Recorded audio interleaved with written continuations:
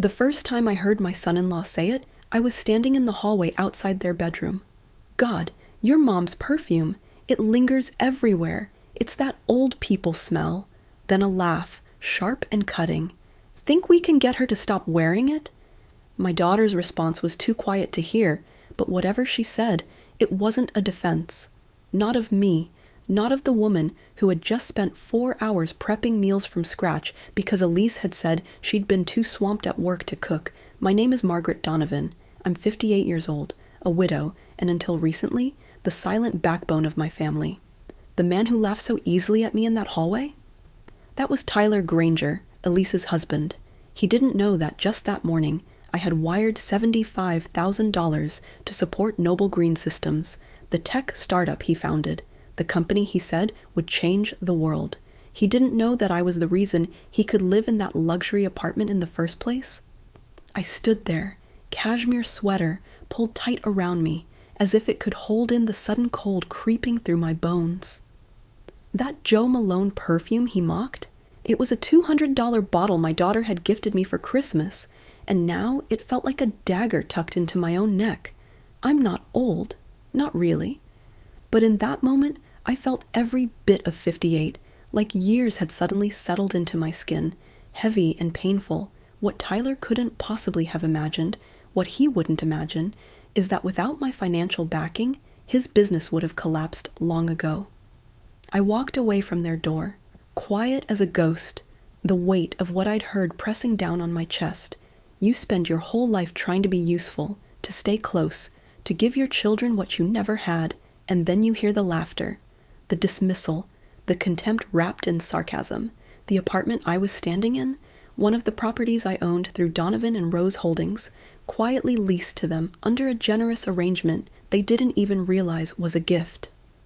The life they were living was built in part on my choices, my sacrifices, and Tyler thought I smelled like age. What he didn't know, and what Elise had never asked, was that I'd built my first rental property portfolio before I turned 30, that I had been flipping houses in neighborhoods no one dared touch. Back then, people looked at me and saw a housewife with a little real estate hobby. I let them. Meanwhile, I was closing deals, beating out developers, and growing my empire. Today, at 58, I own properties in 4 cities, 3 commercial buildings, and I still wake up at 5 a.m. because I love what I do. My husband, Walter, passed 3 years ago. He was a quiet soul, a literature professor with a soft laugh and a gentle wit. He grounded me in a world that never stopped asking more of me. Together, we raised one child, Elise, and we gave her everything we could. Maybe we gave her too much. She grew up safe, loved, and blissfully unaware of the financial fears that haunted my own childhood. I used to think that was the dream. Now I'm not so sure, because when she brought home Tyler, all confident talk and Patagonia fleece, I wanted to see the best in him. I tried. He spoke of sustainability, of clean energy, of green tech with a purpose. His ideas were slick, his pitch smoother than any I'd heard at a dozen venture capital meetings. Elise was glowing that first brunch in Cherry Creek. He's brilliant, Mom. He's going to change the world. I smiled, nodded, sipped my coffee. But I watched, listened. Something about the way his eyes flitted when I asked about actual funding. We've got a few leads, he said, just tying up some details. That meant no one had committed, and people with funding always name names. I knew. I'd been on both sides of the table. 6 months later, Elise called me in tears. Her voice trembled like it hadn't since she was a child waking from a bad dream. Tyler's partner bailed on him, she whispered. He's going to lose everything he's worked for. I should have paused, should have asked more questions, but all I heard was my daughter, the girl I'd raised to believe in second chances and big dreams, asking me for help. How much does he need? I asked. There was a long silence. Then she said it. 200,000. Walter would have said no. He would have said, help them with a home, help them with a wedding, but not this. Not an unproven business built on buzzwords. But I remembered what it felt like to be turned down, to be underestimated, to be told, This isn't personal, just business, when I knew it always was. So I said, yes. But it has to be on my terms. Those terms included full anonymity. Tyler would never know the money came from me. I set up a holding company, appointed one of my most trusted associates, Rafael Cortez, as the new silent partner, and routed the investment through him. Rafael would report directly to me. Tyler would think he'd won over a private investor from Seattle. And maybe in time, if he proved himself, I'd step aside. Why can't he know it's from you? Elise asked, looking genuinely puzzled. Because pride matters, I told her. He needs to believe he earned it, not that it was handed to him by his wife's mom. She nodded, but her eyes told me she didn't fully understand. Not yet. The wedding came 3 months later. It was beautiful, early fall in Colorado, the mountains glowing gold behind them. Elise wore lace and looked radiant. Tyler wore charm and wore it well. The guest list was full of smiles and handshakes, and I tried, truly, to be happy for them. After the honeymoon, they moved into a loft in one of my properties downtown. We disguised it as a discounted lease opportunity, and Elise never questioned it. She had landed a senior role at a boutique marketing firm. Tyler poured himself into his company, now officially called Clearform Solutions, and for a while, I let myself believe maybe, just maybe, I'd been wrong about him. Then came the dinner party. It was a cool March evening when I arrived at their loft, the air crisp with the scent of spring just barely beginning to creep into the Denver skyline. Walter couldn't join me. His cardiologist had advised against late-night events, but I wanted to be there. I brought a bottle of vintage Pinot Noir and wore a new pearl gray shawl Elise had given me for Christmas. The loft was immaculate. Elise had always had an eye for aesthetics, and her touches were everywhere. Soft lighting, minimalist decor with rich textures, warm wood counters lined with hand-poured candles. A playlist hummed in the background, something upbeat and jazzy. The guest list was mostly Tyler's crowd, venture capitalists, sustainability consultants, tech entrepreneurs in casual blazers with Patagonia vests and perfectly tousled hair. Elise met me at the door with a quick hug and a tight smile. "I'm glad you could make it, Mom." "I wouldn't miss it," I said, handing her the wine. "Thought this might be a good way to celebrate that new contract Raphael mentioned." She blinked. "Right, yes, Tyler's thrilled." I noticed her voice faltered a little at the word Raphael, but I said nothing. I had long since learned that silence, when well placed, spoke volumes. Tyler was across the room, animatedly pitching an idea to a young man in a slate blue suit. When he saw me, he smiled, but it didn't quite reach his eyes. It never did. He walked over and kissed me on the cheek, lightly, like one might a distant relative. "Linda," he said, "you didn't have to brave all that traffic just for this." "I live 20 minutes away," I said smoothly, returning his smile. "And I wanted to see the empire you're building," he chuckled. "Well, it's still a startup, but we've had some exciting traction lately." "That's what I hear," I replied, sipping the wine I'd just been handed. He looked over his shoulder, as if scanning for someone more interesting, then nodded toward the living room. "Let me introduce you to a few people. These folks are changing the world." I spent the next hour mingling, floating between conversations, always just a step outside the inner circle. Everyone was polite, but it was clear I was the oldest person in the room by 2 decades. I spoke with a woman developing compostable electronics casings, a man launching a new AI-powered irrigation system, and a couple in their 30s who ran a social impact fund. Each interaction was pleasant, but beneath the niceties I could feel it, that quiet undercurrent of dismissal. I was the supportive mother-in-law, a relic from another generation, an investor in pearls, not code. Still, I smiled. I listened. I asked insightful questions when appropriate, because I had not built a multi-state property portfolio by folding under pressure or flinching at subtle condescension. It was when I was refilling my glass in the kitchen that I heard it. "Old money, old ideas," Tyler was saying, just around the corner where he thought no one could hear him. "She means well, but she doesn't get what we're building. Elise says we should be grateful, but sometimes it feels like we're still living under her roof, even here." A man laughed. "Yeah, but old money still spends," Tyler grunted. "Not as much as you'd think. The place is technically on loan. She's tight with it. Plays it like it's generosity, but really it's control," another chuckle. "At least she came alone. That husband of hers, what's his name?" "Walter. He's a retired lit teacher or something. Always gives me this look, like I'm some animal he's studying." The two men laughed again. I stood there motionless, my hand gripping the wine bottle a little too tightly.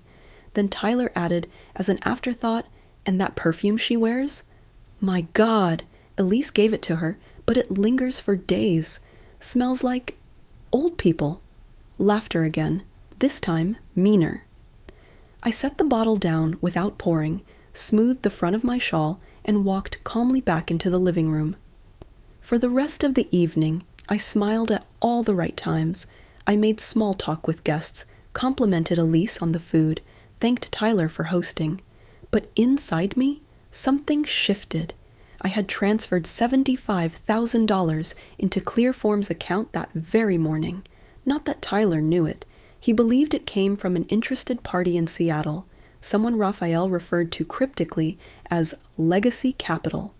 Over the past year, my contributions to his company had totaled more than $350,000, and he thought I smelled like old people.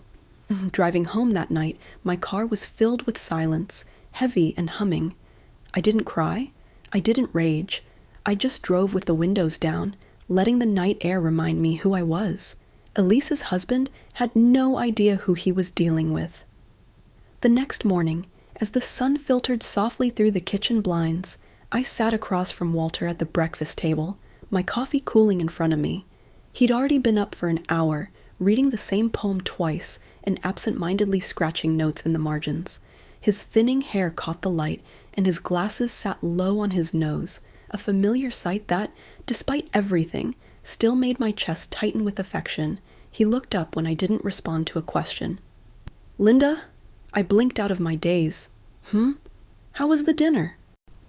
"Instructive," I said carefully.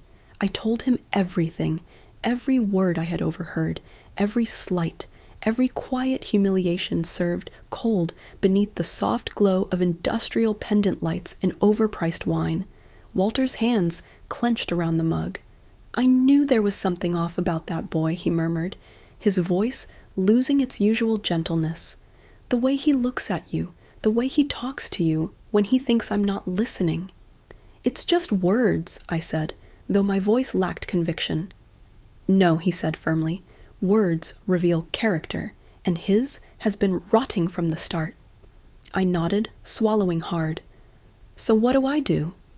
"You protect what's yours," he said, "your investment and your daughter." That afternoon, I called Rafael Ortega, my longtime financial advisor and a man who knew how to get things done quietly. We met in a corner booth at a discreet cafe near Sloan's Lake, and I told him everything I'd told Walter, only this time with numbers attached. "I want control," I said flatly, "but it needs to look like it's coming from outside. No connections to me, not directly." He nodded slowly. "You want to tighten the leash without him knowing who's holding it." "Exactly. He doesn't respect family money, but he bows for venture capital." "I assume you want to keep Victor in place as your proxy?" "Yes," I said. "He's discreet, sharp, and he's been loyal." Raphael leaned back, stirring his tea. "We'll restructure. I'll draft a new agreement under a separate entity, full authority assigned to Victor Rodriguez. We'll phase it in over the next month. By the time Tyler notices the shift, it'll already be cemented." I reached for his hand, squeezed it once. "Thank you. For you, Linda." He smiled. "It's about time we reminded people who built the foundation they're standing on." Over the next few weeks, I declined Elise's invitations to Sunday brunch. I missed her. I missed the soft way she would fold herself into my arms and murmur, "Hi, Mom," like she'd never stopped being 5 years old. But I needed distance. I needed clarity. Instead, I immersed myself in research. Victor sent weekly reports, real ones this time, uncensored. Tyler was bleeding money on lavish marketing campaigns that hadn't converted a single client. He leased a third office downtown with furniture that cost more than I had paid for my first car, and worst of all, he had promised a client a feature that the product couldn't yet deliver. The tech was still solid, the idea had potential, but the leadership, my son-in-law, was spiraling. Then came the real blow. Victor forwarded me a copy of an email from Tyler to a contact in San Jose, someone he was courting as a potential exit partner. The tone was all too familiar, polished, charming, vaguely desperate. In the message, he referred to Clearform's investors as a group of boomers with deep pockets and deeper control issues. My jaw clenched at the line. We'll be able to streamline once we buy out the original money and replace it with serious growth capital. He didn't even know the original money was mine. That night, I sat with Walter in the quiet of our den, flipping through a photo album from when Elise was in college. There she was in the front yard of her sorority house, laughing, barefoot, glowing with youth and belief in the world, and beside her, the young man who would later dismiss her parents as archaic, arm draped casually over her shoulder, a knowing grin on his face even then. Walter turned the page, his voice barely above a whisper. "You think she'll see it, eventually?" "I don't know," I said truthfully, "but if she doesn't, I have to make sure she still has something to come back to." He took my hand and kissed the back of it. "Then, do what you have to." The next day, I showed up unannounced at Clearform's downtown office. I wore my favorite navy wool coat, the one with the sharp shoulders and the silver buttons. It made me feel like a general preparing for battle. I wore my heels, not because they were comfortable, they weren't, but because they made a certain kind of sound when they hit polished concrete floors, a sound that told people I wasn't there to be overlooked. At the front desk, the receptionist, a young woman with earbuds barely concealed under her curls, looked up and did a double take. "Can I help you?" "I'm here to see Victor Rodriguez," I said with calm authority. "Tell him Linda Everhart has arrived." A flicker of recognition passed through her eyes. She nodded and made the call. Moments later, Victor appeared from the glass hallway, immaculately dressed as always, though today there was something different in his demeanor. His posture was stiff, his jaw tight. "Mrs. Everhart," he said, addressing me as he would in front of the board, "right this way." As we walked, I could feel eyes turning.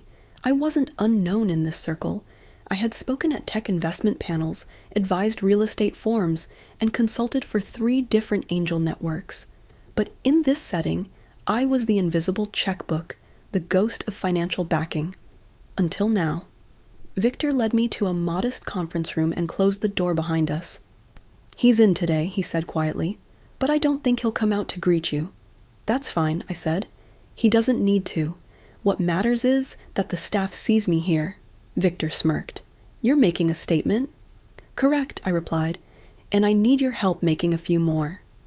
I stayed only 20 minutes, long enough for whispers to start, long enough for Tyler to feel the shift in the air when people looked at him differently. I didn't need a confrontation. I just needed presence. After I left, Victor sent me a message. "Mission accomplished." He's rattled. More to come. I drove back to Lakewood, the November sky threatening snow. The roads were quiet, and my thoughts wandered, past Elise's first piano recital, her college graduation, the night she first brought Tyler home for dinner, and I'd sat across from his perfectly practiced charm. I'd wanted to believe in him, for her. But what he had done, the way he talked about us, the way he used Elise's love as a shield while bleeding my finances dry, wasn't just personal, it was predatory. The next board meeting was held virtually, a precaution as flu season began sweeping the city. I sat in my home office, the antique writing desk that had belonged to my grandmother, now supporting 2 laptops and a nest of yellow legal pads. When Tyler's face appeared on the screen, his smile was tight, eyes flicking from square to gauge the room. Victor opened the meeting with a standard review of KPIs, but I noticed how he gave me the floor with subtlety. "Before we continue," he said, "Miss Hoff Everhart has requested a brief update." I leaned in, the camera catching just enough of my face to remind everyone of who I was, and more importantly, what I represented. "Thank you, Victor," I began. "I'd like to discuss a few financial adjustments moving forward. Starting next month, discretionary spending over $5,000 will require dual authorization." Tyler's face shifted. "Excuse me," he said, almost too quickly. "I believe I was clear," I replied evenly. "There have been some inconsistencies, particularly in marketing allocations and travel expenses." He forced a smile. "Linda, with all due respect, that's not your call to make unilaterally." "It is," I replied, "when the investment agreement signed by your company states clearly that Wilson Strategic Ventures retains financial oversight. You signed it. You're welcome to revisit the document." The silence that followed was thick and telling. "I trust we can move on," I added. Victor cleared his throat. "Next item, client pipeline projections." As the meeting moved forward, I leaned back and let the message settle. I was no longer the quiet benefactor in the background. I was the storm he never saw coming. After the meeting, I sat in silence. The house was still, the ticking of the grandfather clock in the foyer filling the void. My phone buzzed. It was a message from Victor. "Victor, he's spiraling. Just got word he's trying to pull together a side meeting with 2 junior investors to discuss new directions." That was Tyler's move. When backed into a corner, he'd shift the walls, try to build a new room. He never stayed still long enough to accept consequences. But this time, he had underestimated how far I was willing to go. I walked into the living room and looked at the photo of Elise on the mantel. It was from her college graduation, cap crooked, eyes full of joy. I remembered holding her as a baby, her tiny fist gripping my thumb, her first words, her heartbreak at 17 when her first boyfriend cheated on her. I had told her then, "Real love doesn't need secrets. Real love makes you feel more like yourself, not less." And now, here she was, caught in a marriage to a man who used her trust like a bank account. I didn't tell her everything at once. I wanted her to come to the truth on her own, wanted her to see the cracks, not because I pointed them out, but because they were unavoidable. But the moment came sooner than I expected. That Sunday morning, she showed up at my door. No text, no call. Just appeared on the porch, her hair in a loose ponytail, dark circles under her eyes. "Mom," she said, "can we talk?" I stepped aside, and she walked in like someone carrying 1,000 pounds. "I need to ask you something," she began as we sat in the kitchen, coffee between us. "Of course." "Are you the investor behind Victor's firm?" I didn't answer right away. Her eyes searched mine, and I saw the confusion, the betrayal, simmering beneath her composed exterior. "Yes," I said, "I am." She let out a breath like she'd been holding it for days. "Why didn't you tell me?" "Because I didn't want Tyler to know, and because I wanted him to succeed without leaning on your name or mine." She looked away, fingers tightening around the coffee mug. "He said he built everything on his own, said the company was his vision." "I know," I said gently, "but Elise, it was my money, my name on the paperwork, my partner, Victor, doing the oversight. Tyler had the pitch, yes, but pitches don't build companies, people do, and accountability does." She was quiet for a long time. "I heard him," she said finally, "at the Christmas party, talking to one of his friends. He didn't know I was behind the pillar." My stomach twisted. I already knew what she was about to say, but hearing it come from her lips would make it real. "He said you were a necessary evil, that you had one foot in the grave, but were useful as long as the checks kept coming." I reached across the table and took her hand. "I'm sorry you had to hear that." "No," she said, eyes fierce now. "I'm glad I did. I needed to. For so long, I've been defending him, making excuses. I didn't want to believe he was using me. And now," I asked gently, her jaw set, "now I want to take back everything he stole, my pride, my career, and your dignity too." It was the most powerful thing I'd heard her say in years, and I knew then this wasn't just about a business anymore. It was about justice, about reclaiming the narrative Tyler had tried to control. That evening, the sun had dipped behind the mountains, casting long shadows across the backyard. I stood by the window, cradling my coffee in both hands, watching the slow sway of Robert's wind chimes. The air felt thicker than usual, dense with the unspoken truth that had finally breached the surface. Elise had left just an hour earlier. She said she needed to clear her head, to think without Tyler hovering or sweet-talking her into silence. Before she walked out the door, she turned to me and asked, "Mom, do you think he ever loved me for me?" My heart broke at the question. I think he loved what you gave him, access, stability, maybe even the illusion of a clean start.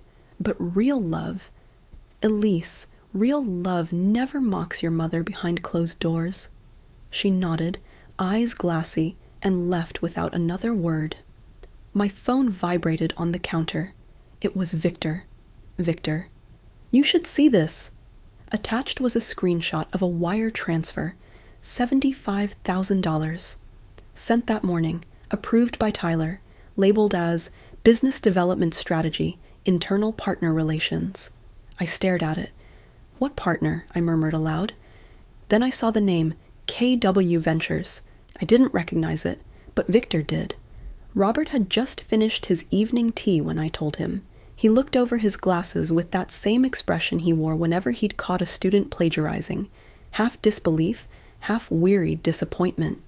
"He's funneling money," Robert said, "most likely prepping for a side deal." "And Elise?" I asked. "She's still in that house, trusting him." He didn't have to answer. The silence was its own verdict. I called Victor. "We need a full forensic audit. Every expense Tyler's approved in the past 6 months. I want names, accounts, and connections, and I want it quietly." Victor didn't hesitate, already in motion. "And Linda, I found something else. A meeting scheduled for this Friday, downtown. Tyler's meeting with a group from KW Ventures at the Centennial Club, supposedly to pitch a new product line, one that doesn't exist in Elevate's current pipeline." I felt a heat rise in my chest. My fingers clenched the phone tighter. "He's stealing IP," I said, "trying to launch his own version using our framework." Victor sighed. "It looks that way." I hung up and looked toward the front door, half expecting Elise to walk back in. I wanted her to be here to hear it from me, but she wasn't ready. Not yet. The next morning, the world felt different. Heavier. I woke before dawn, the familiar sound of Robert's slow, even breathing beside me, offering momentary calm, but my mind was already running through the evidence. The wire transfer to KW Ventures, the Friday meeting, the smug smile Tyler wore when he thought no one was watching. I had never wanted to be right about him, but I was. By the time the sun filtered through our bedroom curtains, I was fully dressed, seated at my desk with files spread out like a war map. I reread the email Elise had sent me at midnight. I found messages. Between him and someone named Kristen W. They've been meeting. He says she understands his vision. I feel sick. Robert entered the room, his hand warm on my shoulder. I didn't look up, just whispered, "She knows now." She saw it herself. He sat on the edge of the desk. "What will she do?" "She's not sure yet, but she's shaken. Her whole life's being unspooled in real time." Robert's eyes clouded. I knew he was a showman. I didn't know he was this hollow. I stood and walked to the window. He called me old money, said I reeked of the past, that my perfume, her gift, smelled like age. Robert's jaw clenched. He has no idea what strength looks like. "No," I said, "but he's about to." Victor and I met at our usual place, a quiet corner table at Café Navarra, where the waitstaff knew us by name but respected our privacy. He already had a folder waiting for me. "Linda," he said without preamble, "we've confirmed it. KW Ventures is a shell company tied to Meridian Innovations, one of Elevate's quiet competitors. They specialize in sustainable logistics tech." And they've been courting Tyler for months. He offered them access to our client proposals, R&D plans, even the beta version of our upcoming platform. In return, they promised him a CTO title and an equity stake in a spin-off that could eclipse Elevate within 2 years. His words. I flipped through the documents. They were damning. Digital fingerprints on stolen files, forwarded confidential emails, even a draft contract saved in a hidden folder on Tyler's work drive. "This is corporate espionage," I said. Victor nodded. "And worse, he used Elise's credentials at least twice to access proprietary marketing data. She may be implicated unless we act fast." My stomach turned. "We have to shield her and stop him before Friday. We can freeze his access, issue a cease and desist. But there's one more thing." Victor hesitated, then slid another sheet toward me, an audio file transcript. "Tyler," in a recorded phone call, "once I'm out from under Linda's thumb, I'll get Elevate's best devs to follow. Elise? She's sweet, but she's not cut out for the ride I'm about to take. She'll land softly, don't worry." I stared at the words until they blurred. He hadn't just betrayed her, he'd discarded her. I left the cafe with the folder tucked into my bag like a loaded weapon. By the time I returned home, Elise was there, curled on our sofa, eyes rimmed red.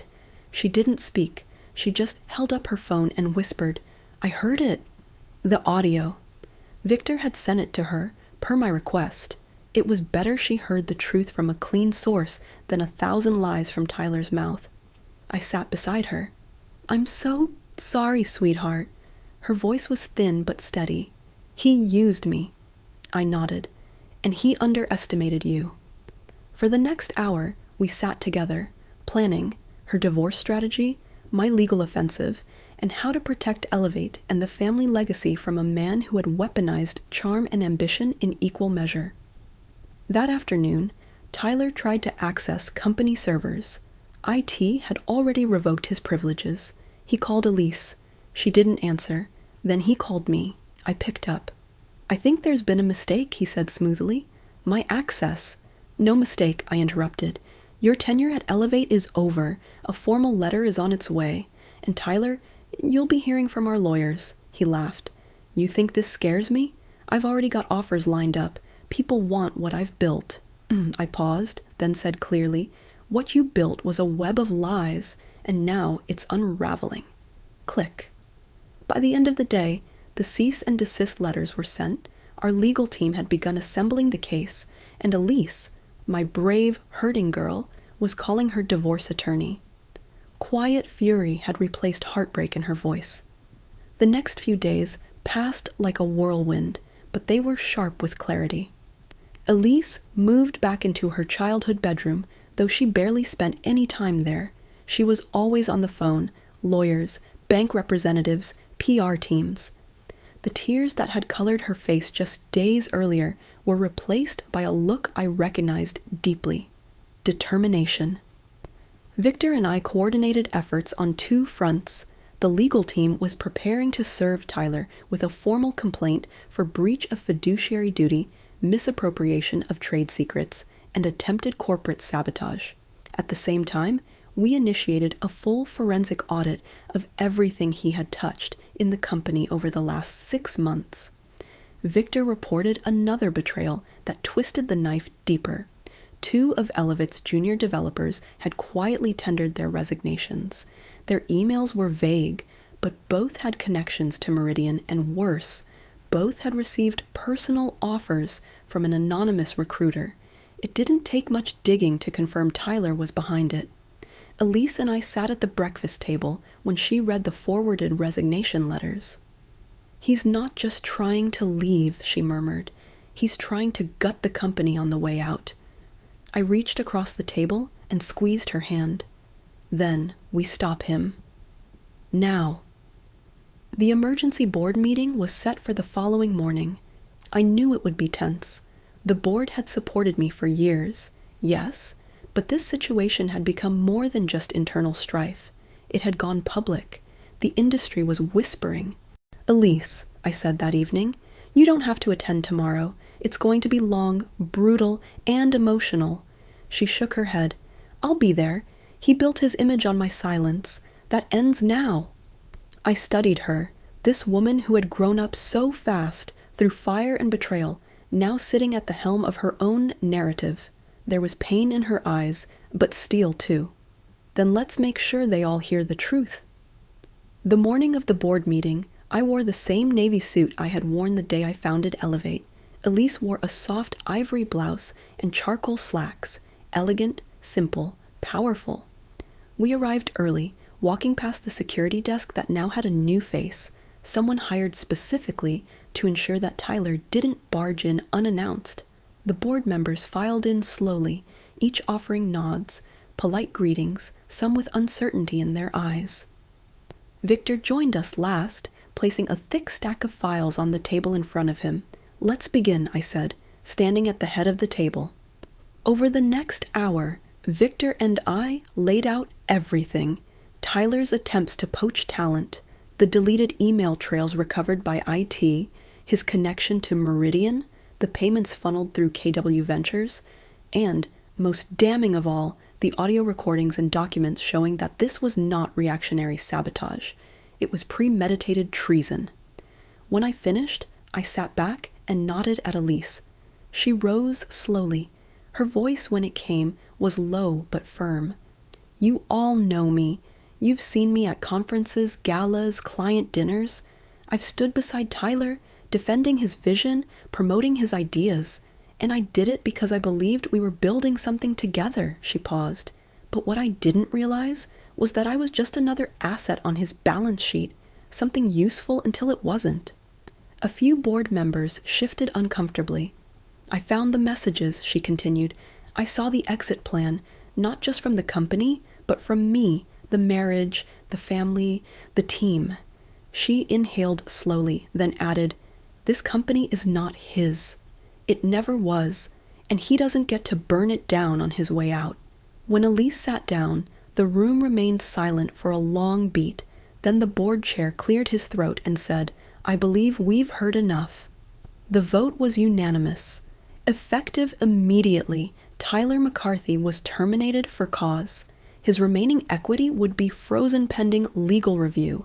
The two developers, who had jumped ship, cease and desist letters would be sent, and the board agreed to initiate legal action against Meridian Innovations if any stolen data or trade secrets were found in their upcoming product line.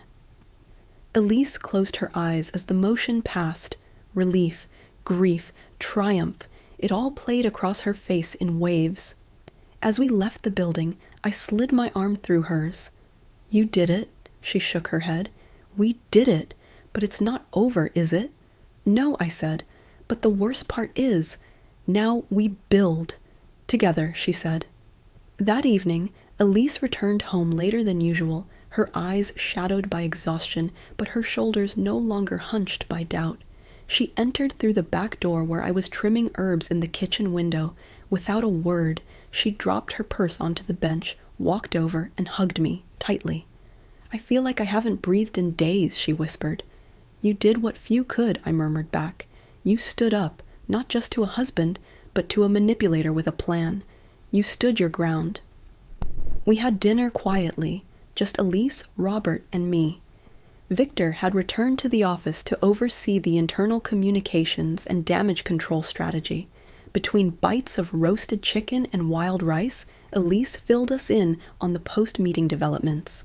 "Tyler hasn't shown up," she said.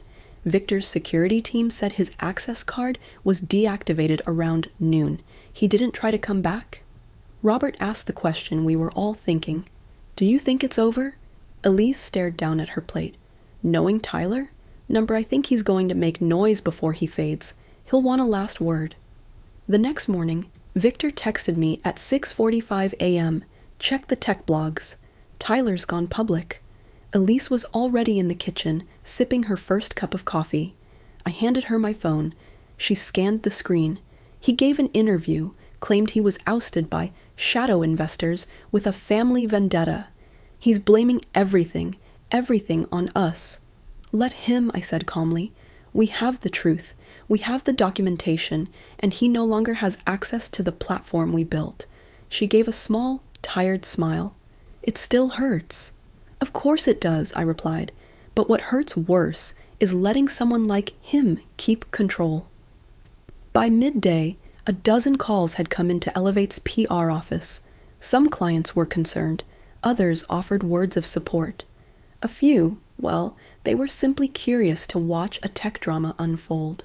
Victor and Elise hosted a client call that afternoon, laying out a clear vision for the company's future. Elise presented a slide deck titled Integrity Through Innovation. The message was subtle but firm. Elevate would weather this storm because its foundation was built on more than charisma and shortcuts. After the call, Victor said, "You just stabilized the entire brand in under an hour. That's rare leadership, Elise." She smiled but said nothing. There was still too much to process. That night, Elise sat in the living room with Robert while I organized files for our lawyers. Elise had a laptop on her knees, typing away on a report. Robert, ever the literature professor, had a copy of Middlemarch open, though I wasn't sure he was actually reading. Suddenly, Elise said, "Do you think he ever loved me?" Robert looked up gently. "Sweetheart, I think he loved the version of you that helped his story, but real love doesn't manipulate. It doesn't hide secrets behind smiles." Elise nodded slowly.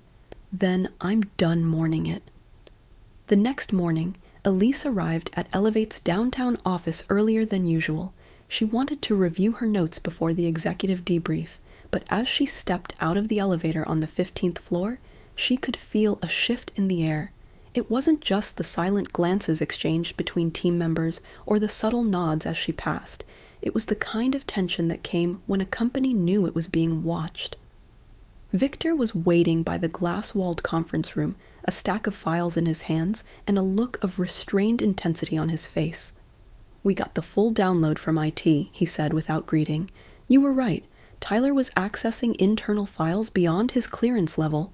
Financial records, vendor contracts, even the prototype folders." Elise sighed. "Is anything missing?" "Not technically missing," Victor replied, "but duplicated. He emailed copies to a private account we didn't have access to before. IT flagged it. During the last sweep, legal exposure?" she asked, already steeling herself. "Potentially," he said. "We're preparing cease and desist letters, and if he uses anything from those files, we'll go straight to litigation." She nodded. "He's desperate." Victor's voice softened. "So, are you ready for what comes next?" Elise smiled, worn but steady. "I've never been more ready in my life." Later that day, after the executive briefing, Elise returned to her office to find a small, carefully wrapped package sitting on her desk. No note, no name, just her name in neat handwriting on the outside of the craft paper. She opened it slowly. Inside was a bottle of Jo Malone perfume, the same scent, the one Tyler had once mocked, called Old Lady Cologne in front of his friends when he thought Elise wasn't listening, the same scent her mother used, the one that had once made Elise feel ashamed of her age, of her presence. Now, she sprayed it on her wrist without hesitation. Victor appeared in her doorway just then. "Everything okay?" She held up the bottle. "A reminder of who I am and who I'm not ashamed to be." Victor smiled. "Good, you smell like leadership." That evening, Elise and her mother sat together on the back patio. The sky had turned a lavender hue, and the Colorado air was crisp with approaching autumn. They sipped tea as the garden lights blinked on one by one. "You know," Elise said quietly, "I used to think strength meant never letting anyone see you fall apart, that if I kept everything running, everything polished, that no one could hurt me." I reached across the table, placing my hand over hers. "Strength isn't about what people see. It's about what you carry and still stand up from." She looked out at the garden and whispered, "Then I must be stronger than I thought." "You always were," I said. "You just had to walk through fire to see it." The next morning, Elise stood in front of the boardroom once again, but this time not as a passive observer or as a daughter defending her choices. This time, she stood as a leader, flanked by Victor and the legal counsel, facing a room full of skeptical but attentive faces.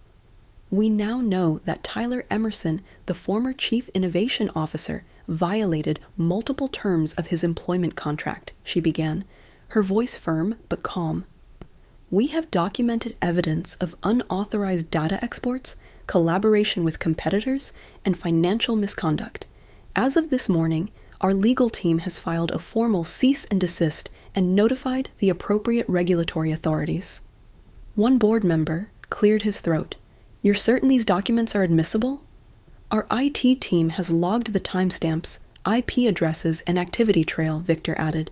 We've double and triple verified it. This isn't circumstantial. It's hard proof. Elise met the eyes of each board member. I know this company is at a crossroads, but I want you to understand this. What Elevate is building is bigger than one man's betrayal. The mission continues, and so does our commitment to every client, partner, and employee. Silence fell, thick and tense, until the chairman of the board finally spoke. You have our full support, Ms. Whitaker. Elise nodded. Thank you. Now let's rebuild. Back at home that evening, Elise's phone buzzed again, a new voicemail. The 23rd from Tyler in 3 days. She didn't listen to it. She just deleted it and blocked the number. In her inbox sat a new set of client approvals, marketing proposals, and a message from Victor titled Q4 Projection Adjustments. There was no time for regret, only movement forward. Her mother came down the hallway and stopped at the doorway.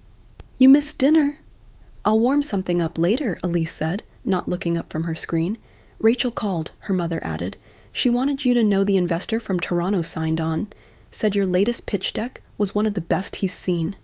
Elise exhaled, her shoulders easing. Thanks, Mom. Her mother hesitated. Can I tell you something? Always.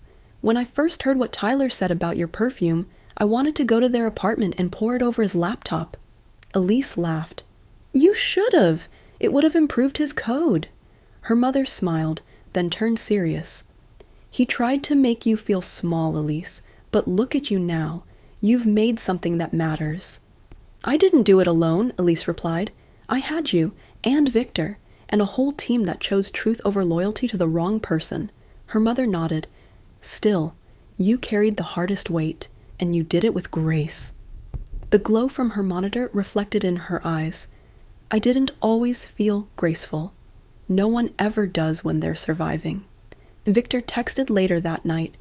Meridian has agreed to a settlement to avoid litigation, $2.4 million, and a signed non-compete from Tyler. Full disclosure agreement signed. He's out. Elise stared at the message, rereading it twice.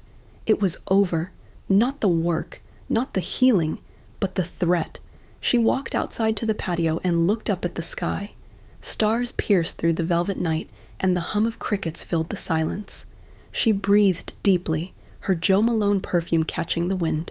Then, quietly, Elise whispered to no one in particular, "We're still standing." The next few days passed, with the surreal calm that follows a storm. Elevate Tech stabilized faster than expected. Clients who had wavered began reaffirming their commitments. The PR team released a concise, professionally worded statement outlining the company's recent changes, praising transparency and leadership restructuring. And while Tyler's dramatic exit had made headlines briefly, his attempts to portray himself as a victim crumbled once Meridian confirmed their disassociation. On the morning of the 8th day since Tyler's email to Elevate's board, Elise stood in front of a conference room filled with new hires, young, excited, and a little intimidated. This company, she began, was nearly undone by secrecy. You're here because we chose the opposite: transparency, clarity, and courage. She saw their eyes widen, not from fear, but from the gravity of her honesty. You'll hear rumors. Some of them are true.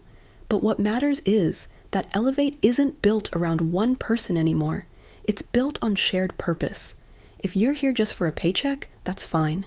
But if you're here to build something lasting, something ethical and smart, then welcome. When she left the room, she found Victor leaning against the hallway wall with 2 coffees in hand. You're good at this, he said, handing her one. I used to be terrified of public speaking. Didn't look like it. Elise took a sip and smirked. It helps when you mean every word. That evening, Elise was invited to speak at a local women's business network. It was a low-key event, only 40 people or so, but she accepted immediately. The room was full of women ranging from their 20s to their 60s, some seasoned CEOs, others fresh college grads. Elise wore the same navy blue suit she'd worn the day she took back Elevate. "I wasn't supposed to be the one running a tech company," she said, opening her speech. "I was supposed to be the silent partner, the mom, the background support." A chuckle rippled through the audience, and for a while I convinced myself that was enough, until someone I trusted decided my age and my wisdom were liabilities, that I was too old to matter. Her voice didn't waver. So I did what any woman over 50 who's been underestimated her whole life does. I reminded everyone just how wrong that assumption can be. The applause started slow, then swelled to a standing ovation. Later that night, Elise sat in her car in the event parking lot, staring at a message from Rachel that had just come through. "Just read the internal memo you sent to the team. You're becoming who you were always meant to be. I'm so proud of you. Dad would have been too." Elise closed her eyes, letting the emotion rise before she quietly whispered, "Thanks, sweetheart." She reached into her purse and pulled out the perfume bottle that had started it all, a single spray, not to cover age, but to honor it, to honor every wrinkle earned through perseverance, every gray strand born of hard choices, every lesson learned when someone tried to make her feel like less, only to discover, far too late, that she was far more. By the end of the second week, Elise received a certified letter at home. She recognized the firm's return address immediately. It was Tyler's new legal counsel. Not the aggressive, high-profile attorney from before, but someone less known, likely cheaper. The enclosed letter was a demand. Tyler wanted a buyout of his remaining equity, claiming his departure from Elevate had been coerced and unjust. Elise sat quietly in her study, reading the document in full. The language was more desperate than forceful, filled with veiled threats, but no solid legal ground. He had no case. The documentation, emails, leaked recordings, the mole's confession, all pointed to premeditated sabotage. Still, she knew what this was. Tyler wasn't after fairness. He was after attention, influence, one last grasp at a power he had squandered. She called Victor. "He's not done," she said simply. "Number." "But he's out of leverage," Victor replied, "and we both know what people without leverage do. They try to burn the house down on their way out." Elise sighed. "So we make the house fireproof." They scheduled a meeting with legal counsel the next morning to finalize the protective measures around Elevate's IP more NDAS, stricter internal controls. A revised shareholder agreement that prevented any future manipulation attempts. Victor was right. They weren't just running a company now, they were fortifying it. At 10 a.m., sharp the next day, Elise arrived at the downtown law office where Elevate's legal team waited. The lawyers had already drafted a rebuttal to Tyler's demand. Their conclusion was unanimous. His equity could be bought out at fair market value, based on the lowest valuation from his time as CEO, not inflated future projections. Victor arrived a few minutes later, carrying new documentation, an updated client retention plan Rachel had put together. "She's thorough," he said with admiration. "Already has a list of at-risk accounts, a personalized follow-up plan, and a proposed PR campaign for Q3. Elise smiled. "She's you, only faster." "I was thinking," Victor added, "when this is over, we should talk about her taking a board seat." Elise blinked. "You think she's ready?" She proved she was ready the moment she walked into that mess of a launch presentation and rewrote the strategy in real time while Tyler was melting down. Elise nodded thoughtfully. "Let's give it a few weeks. Let things breathe. But yes, she's earned it." That evening, Elise sat on her back porch, a legal document draft in one hand and a glass of wine in the other. Her daughter was building a name in her own right. Victor was running operations with a rare blend of logic and loyalty, and the business that nearly imploded just a month ago was, somehow, on the edge of expansion. Tyler, meanwhile, was unraveling.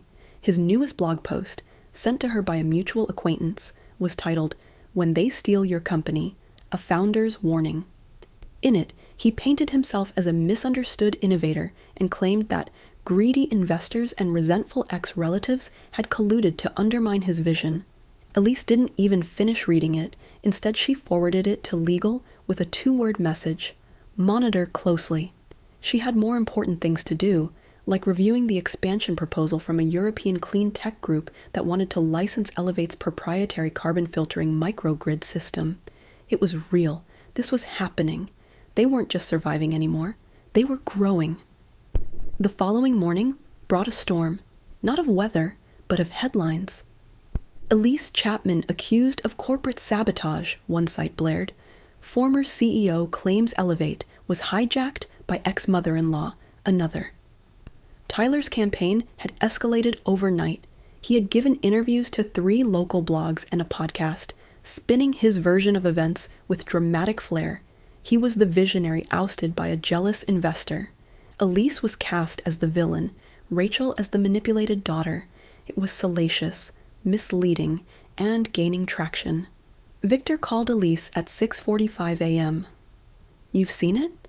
"I have." "There's more coming. His latest interview just dropped. He says we weaponized family loyalty against him." Elise exhaled slowly. "Then it's time we stop letting him control the narrative." By 8 a.m., Rachel stood in Elevate's media room with Elise, Victor, and a small communication team. "We go public," Rachel said clearly. "Today." Victor looked at her. "You're sure?" She nodded. "Let him play martyr. We show people the truth." The plan was simple: full transparency. Elise would record a short video segment outlining the investment history, board actions, and reasons for Tyler's removal, accompanied by hard evidence, time-stamped reports, emails, signed minutes. But the real heart of the response would be Rachel. "I'll speak," she said. "As CMO, yes, but also as the person he tried to isolate, control, and lie to." The room was quiet. Elise stepped forward, placing a hand on her daughter's arm. "Are you ready for that?" Rachel's voice was steady. "I am. He made it personal long ago, but I know the facts now. I'm not speaking from pain. I'm speaking from clarity." The video went live at 3 p.m. In it, Elise calmly detailed the origin of her investment, a private fund created to support promising green startups, through which Elevate had received over $350,000 during its early stages. She explained the structure of the holding company, the anonymous nature of the funding, and how Tyler had been given complete operational freedom until repeated financial discrepancies raised concerns.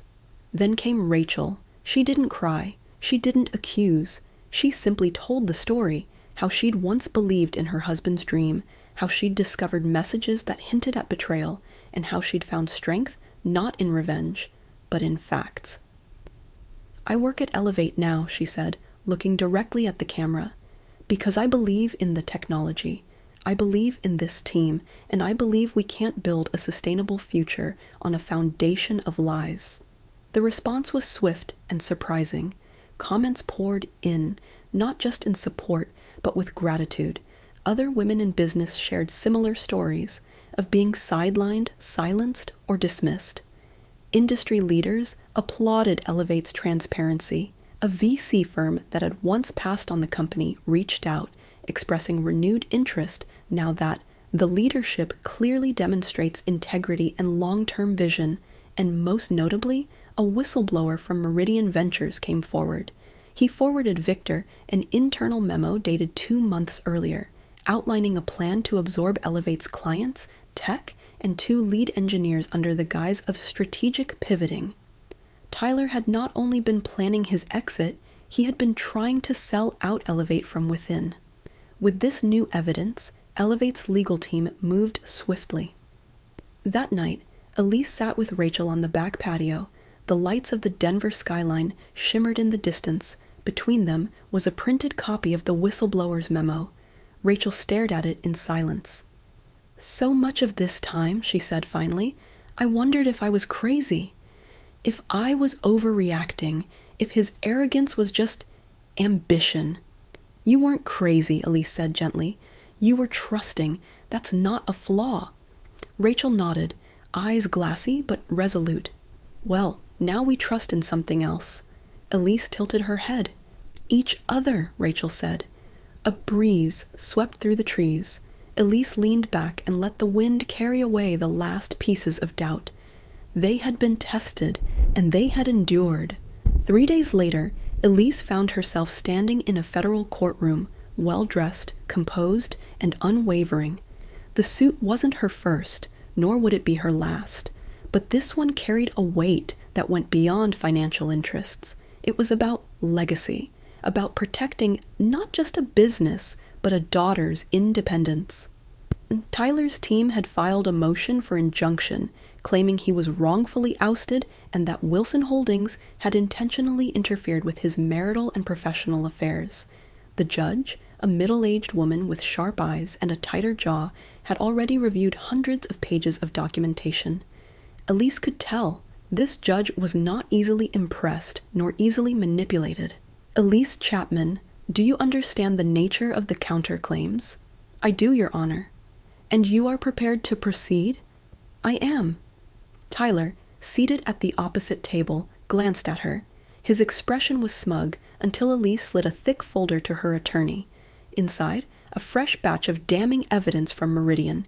Dates, communications, signed NDA violations, and, most damaging, a note scribbled by Tyler himself.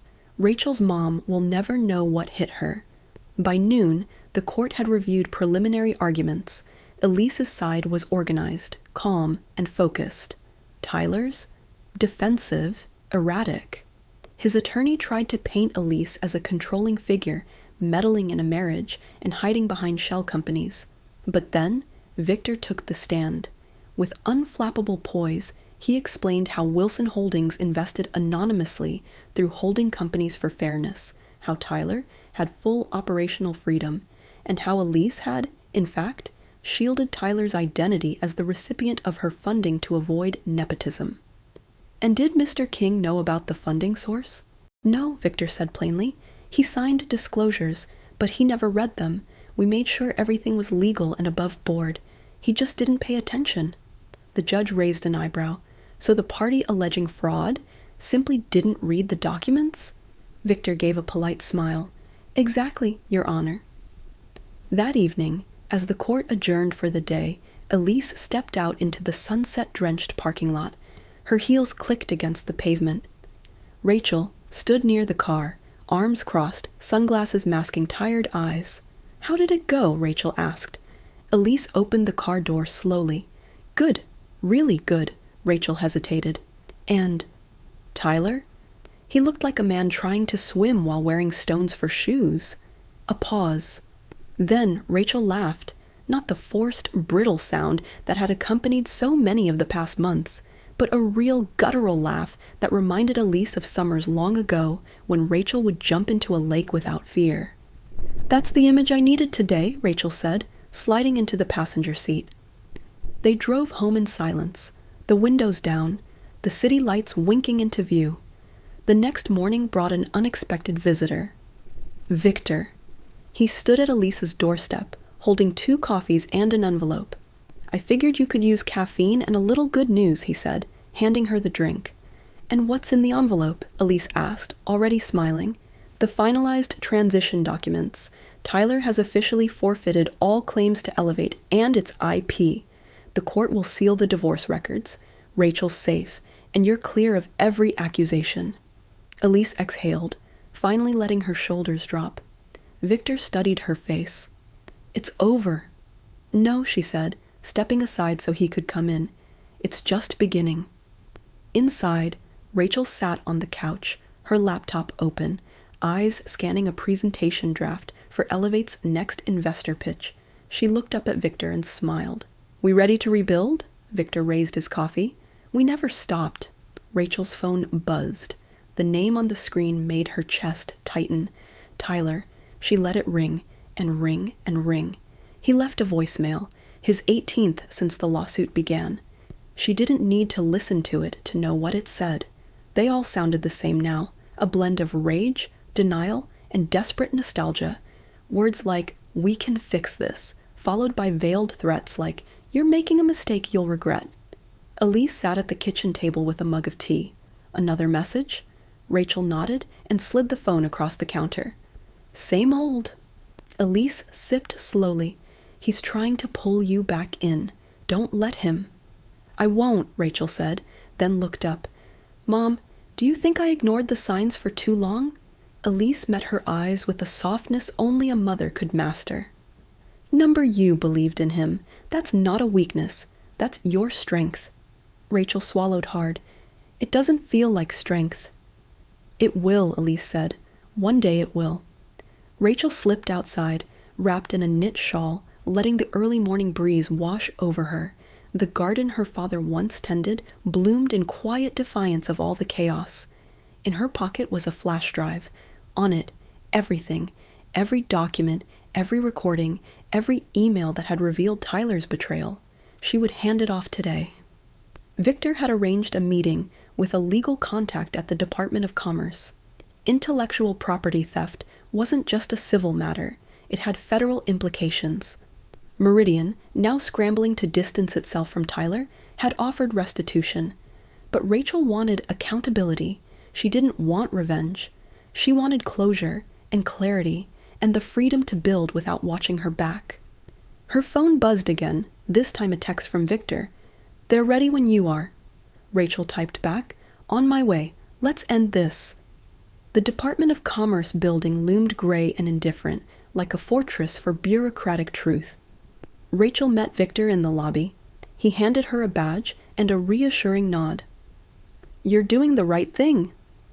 Inside a conference room with glass walls and serious faces, she told the story, not just as a woman scorned or a CEO's daughter, but as a professional who had fought to hold something meaningful together while being undermined by someone she loved. She played the recordings, handed over the emails, explained the technology, the theft, and the betrayal. One official, a woman in her 50s, with steel gray hair and even steelier eyes, looked at her and said, "You could have walked away and left this buried. Why come forward?" Rachel answered without pause. "Because what he did wasn't just to me. It was to the people who trusted us, the clients, the employees. They deserve to know who really stood by them."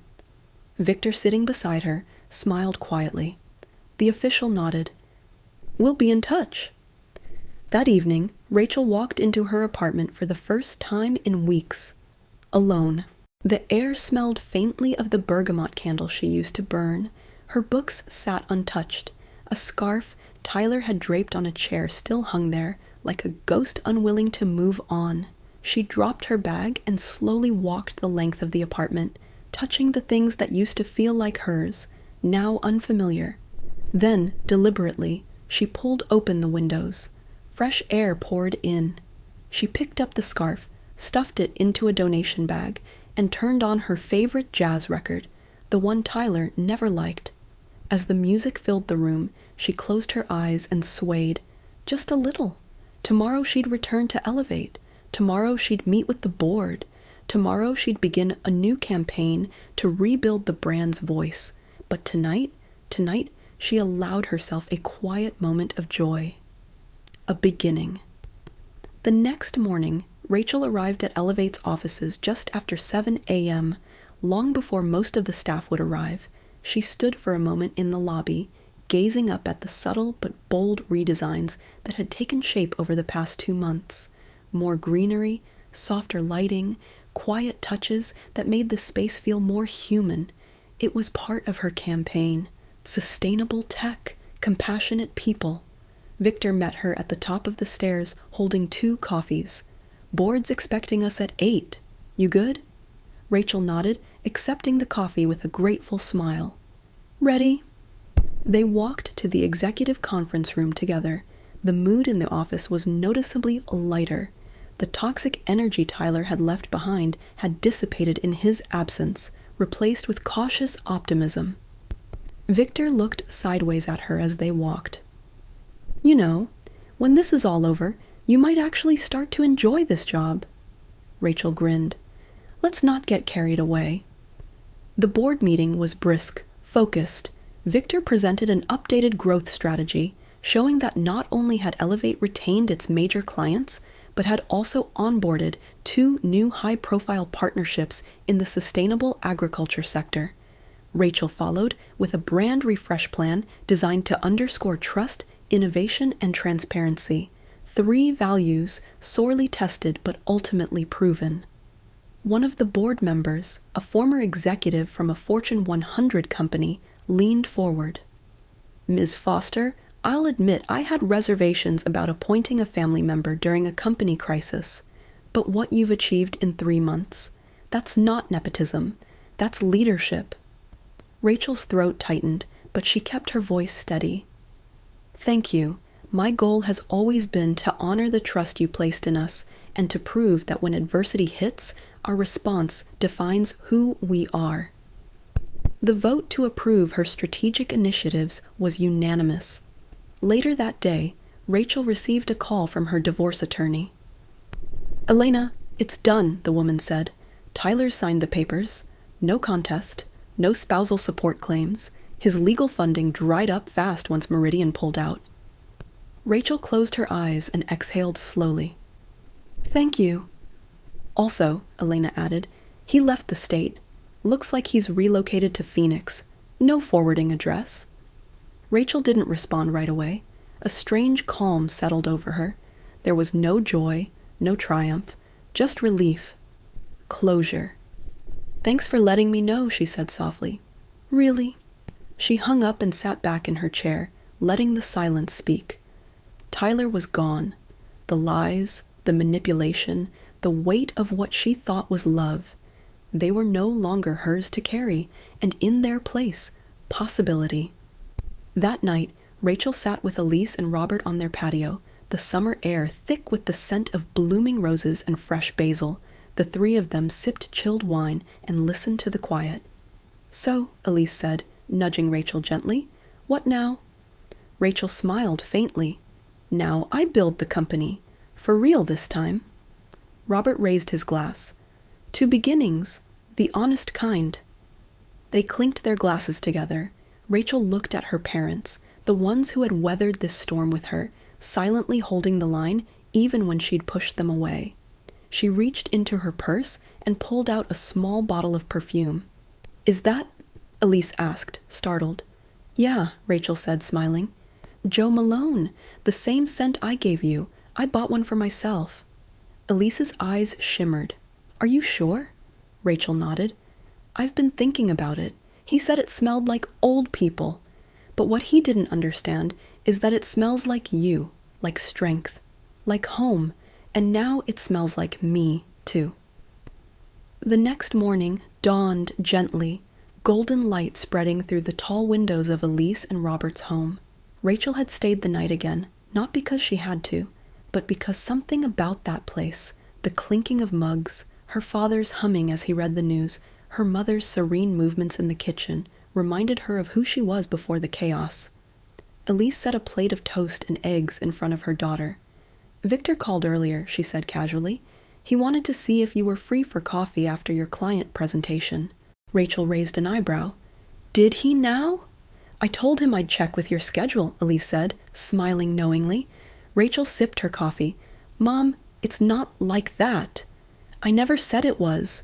But maybe it could be, eventually." There was a pause. Rachel looked out the window at the garden Robert had nurtured for years. It was thriving, despite frost, hail, and the occasional stubborn weed. Maybe some things grew better after hardship. "I'll think about it," she said softly. At Elevate's downtown office, Rachel's calendar was packed. The company was in the final round of talks with a green tech logistics firm that would open doors in the Midwest.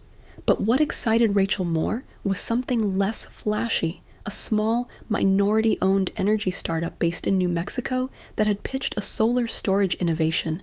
Their founder reminded Rachel of herself. Scrappy, overlooked, determined. She'd scheduled a call with the founder personally. Victor joined the Zoom meeting briefly, and afterward lingered. "She's you 15 years ago," he said after the call ended. Rachel smiled. "Exactly." Victor paused. I've seen a lot of executives throw their weight around, especially after weathering scandal. But you're building something with humility. That's rare. Rachel blinked, caught off guard by the softness in his tone. Coming from you, that means a lot. He nodded, then hesitated. I meant what I asked earlier. Coffee? Nothing formal. Just two exhausted people sharing caffeine. Rachel considered. Tomorrow, she said, after the board call. His smile was all the answer she needed. That evening, after finishing dinner alone at her apartment, her space again, full of light and absence of tension, Rachel opened her laptop and began drafting a keynote speech. The Denver Women in Tech Conference had invited her to be a closing speaker. It was the same event she had attended 2 years ago with Tyler, when he had spent half the time schmoozing and the other half texting Kristen from the bar. This time, she'd stand on the stage. She paused and typed, "The hardest battles aren't with competitors or markets. They're with the voices inside your head that whisper you're not enough, that tell you to stay quiet to keep the peace, that confuse love with approval, but we rise, not when we're perfect, but when we're honest." She sat back. Then, after a breath, she added, "I almost lost everything trying to be who someone else wanted me to be. But in losing him, I found myself." She saved the file and turned off the light. Tomorrow would be another long day, but for the first time in months, she looked forward to it. 3 weeks later, Elise stood at the back of a crowded auditorium, heart full and hands clasped tightly. The Denver Women in Tech Conference had drawn over 500 attendees, but it was the woman standing center stage who stole every gaze in the room. Rachel, clad in a simple, elegant navy dress with her hair swept up and her voice unwavering, she held the attention of the entire room, not because of scandal, not because of the past, but because she had something to say that mattered. "I thought strength meant holding everything together, no matter the cost," Rachel said, eyes sweeping the audience. "But real strength is sometimes letting it fall apart, so something better can be built in its place." Elise's chest ached with pride. The greatest innovation we can make isn't just in clean tech or sustainable markets. It's in how we treat ourselves. It's in the decision to speak when silence has been easier. It's in choosing integrity again and again. A standing ovation followed. Victor, seated in the front row, was the first on his feet. When Rachel stepped off stage, flushed and glowing, Elise pulled her into a hug. "You didn't just find your voice, sweetheart," she whispered. "You've taught others how to find theirs." Back at Elevate, the ripple effects of Rachel's speech were already being felt. Several publications ran excerpts, and a major sustainability firm reached out with a proposal for collaboration. Victor met Rachel in her office with 2 cups of espresso. "Media's loving it," he said, handing her the drink. "Even the cynics." Rachel leaned back in her chair. It wasn't for them. It was for the next girl wondering if she's too much or not enough. Victor looked at her for a long moment. "You're never too much, and you were never not enough." Their eyes met. There were no fireworks, no swelling music, just a quiet, growing acknowledgement of trust and shared history, maybe even something more. Rachel reached for her planner. "We've got the Chicago pitch tomorrow." Victor smiled. "Still all business, huh?" Rachel grinned. "That's how I flirt." Meanwhile, Tyler was vanishing from relevance. Meridian Ventures, facing public backlash over its association with Alex and the attempted data theft, had quietly released a statement clarifying that they would not be pursuing a partnership with him. No charges had been filed, but the stain on his record was permanent. Whispers followed him everywhere he went. Old friends stopped returning calls. Former allies were wary of being seen in his company, and yet, in the quiet of his rented apartment in Phoenix, he continued to tell himself the same story. He had been wronged. That narrative would carry him, until it didn't. At home, Elise found herself at peace in a way she hadn't known in years. Robert's health had stabilized. His days were filled with books, walks in the garden, and the occasional spirited debate with his wife over crossword clues. And Elise? She'd resumed mentoring young women in real estate, hosting roundtables at their home, sharing stories of resilience over coffee and shortbread. One afternoon, Rachel joined one of the gatherings, slipping into the circle of women aged 30 to 70. They listened as Elise spoke about her first investment. Then, to Elise's surprise, Rachel added her voice. "My mother taught me everything I needed to know about business, and when the time came, she reminded me what it meant to protect what matters." There was a beat of silence, then applause. Not polite, but heartfelt. Afterward, as they stood in the kitchen washing teacups, Elise looked over. "You're becoming a teacher now." Rachel dried a plate. "Maybe I had the right one all along." The months that followed marked a golden chapter not just for Elevate, but for the entire Price family. The company expanded into 3 new states, thanks in large part to Rachel's aggressive yet thoughtful marketing campaigns. Industry publications started referring to the Elevate model, a blend of technological innovation, ethical leadership, and, surprisingly, emotional intelligence. Victor led the tech team. Rachel shaped the story. Together, they made Elevate a symbol of everything Tyler had claimed it could be, but never achieved. One morning in late August, Elise walked into a conference room filled with younger entrepreneurs. She wasn't there as an investor this time. She was there to speak. Rachel had convinced her to share her story publicly for the first time. As Elise stepped to the microphone, she looked over the crowd. "I used to think legacy was something you built with property deeds and bank statements," she said, "but I've learned it's the things that outlast you, not what you own, but what you pass on." She smiled, "especially to your daughter." Rachel, sitting in the front row, blinked back tears. At home that evening, over grilled salmon and lemon risotto, Robert raised his glass. "To women who rebuild companies," he said, looking at Rachel. "And the women who raised them," Rachel replied, looking at Elise. They clinked glasses, and in the stillness that followed, a deep warmth settled over them. Not triumph, not pride, just peace. Rachel stayed late that night. The 3 of them sat around the fireplace reminiscing. Elise pulled out an old photo album, flipping through snapshots of Rachel at her 6th grade science fair, her high school graduation, her first trip to New York. As the fire crackled, Rachel murmured, "Do you think people really change?" Elise closed the book. "I think some people reveal who they truly are. Others, they learn who they can be." "And Alex?" Elise didn't hesitate. "He chose who he wanted to be, and now he lives with that choice." A week later, Rachel got a letter forwarded through her attorney. It was from Tyler. No return address, just a single page. "Rachel, I've lost everything, but I suppose you already know that. I've been thinking about how it all happened, and while I still believe I had good ideas, I now understand that good ideas mean nothing if you don't respect the people around you. You deserved better. From the start. Maybe someday you'll forgive me." Rachel read it twice, folded it, and tucked it away in a drawer. When Elise asked if she was going to respond, Rachel shook her head. "I don't need to. That letter wasn't for me. It was for him." Late autumn brought crisp air and the scent of turning leaves. Elise walked with Robert through the park, scarves fluttering and fingers intertwined. "We got through it," he said, brushing a leaf from her shoulder. "We did," Elise agreed. "And Rachel, she didn't just survive it. She became something more." Robert chuckled. "She always was. She just had to remember." They sat on a bench overlooking the lake, the mountains beyond, bathed in gold. Elise exhaled deeply. "You know," she said, "that perfume he mocked, Joe Malone, I wore it again this morning." Robert looked sideways at her. "And I wear it for me now," he squeezed her hand. "You always did."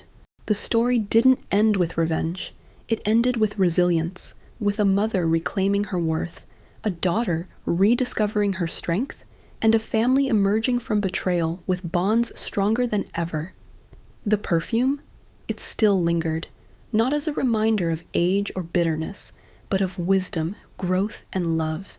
And every time Rachel walked into a room wearing it, people noticed, not because of the scent, but because of the confidence that accompanied it.